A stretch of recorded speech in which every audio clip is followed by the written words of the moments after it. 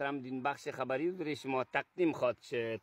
گزارش‌های رسیده از ولسوالی الیاباد قیره خیلگدا مسعود باشندگان ولسوالی الیاباد قیره خیلگدا به یک تماس تلفنی با ویژه سازمان شانگهای گفت در طی چند روز گذشته است کمک‌های بشردوستانه سازمانی دفتر WFP که در ولسوالی الیاباد برقرار شده. مردم ولسوالی الیاباد از فقر، بیکاری و ناداری و بیچارگی رنج میبره اگر به زودتر وقت کمک‌ها سرازیر نشود.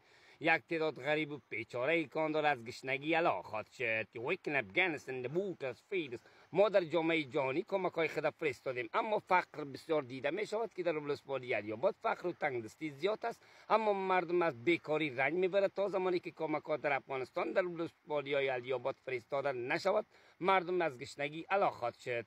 گزارش‌های رسیده از ولایت قندز که فقر و بیکاری و ناداری از یک طرف مشکلات اقتصادی دامنگیری وضعیت شده تا از دولت‌های خارج میخواد از جامعه جهانی که به زودترین و امارات اسلامی اگر به رسمیت نشناسه فقر و بیکاری به اوج خود خواهد رسید. در مهم خبرونو لندی چې د افغانستان د برنامه چار وزیر شاغل ناتو ځواکونو په افغانستان سره د فقر و بیکاری په اوج رسیدلی دي. خلاص